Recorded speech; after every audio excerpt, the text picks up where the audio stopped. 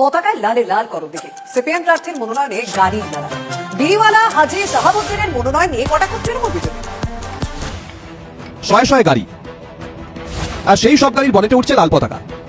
এই ছবি কেরালামের বলে ভুল হতেই পারে, কিন্তু এই ছবি বাংলার, বলা ভালো উত্তর দিনাজপুরের করণদিঘি। সেখানে আবার সিপিএম প্রার্থী করেছে হাজি মোহাম্মদ সাহাবুদ্দিনকে। তারই মনোনয়ন দিতে যাওয়ার সময়ের এই ভিডিও।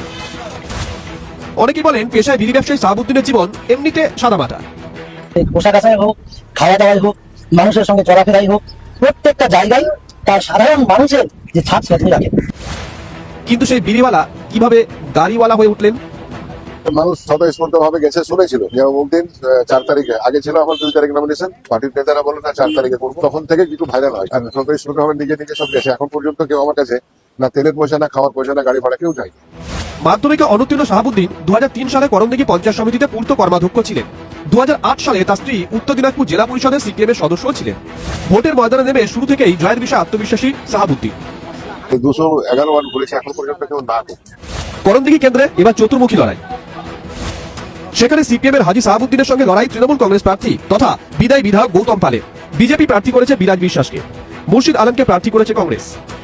পশ্চিমবঙ্গে সিপিএম একটা লুপ্তপ্রায় পার্টি, বিধায়ক সংখ্যা শূন্য। নমিনেশন ফাইল করতে আসলেন শয়ে শয়ে 4 চাকা 4 হুইলার গাড়ি। একটা সরল সিধা জীবনযাপনকারী মানুষ এইভাবে শয়ে শয়ে 4 চাকা 4 হুইলার গাড়ি নিয়ে তিনি নমিনেশন ফাইল করতে পারে? নমিনেশন যখন উনি মনোনয়নপত্র দাখিল করতে গেলেন, ওনার গাড়ির বহর দেখে, ওনার ওই মিছিলের খরচ দেখে, বা বর্তমানে ওনার প্রচারের বাহার দেখে, তো আমার তো মনে হয় না যে উনি একটা খুব সহজ সরল ছিল মানুষ।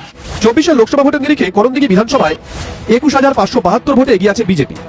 এবারের ভোটে কি বিড়িওয়ালা বিধানসভায় যেতে পারবেন? উত্তর মিলবে চৌঠা মে। বিশ্বরূপ বিশ্বাসের রিপোর্ট, TV9 বাংলা।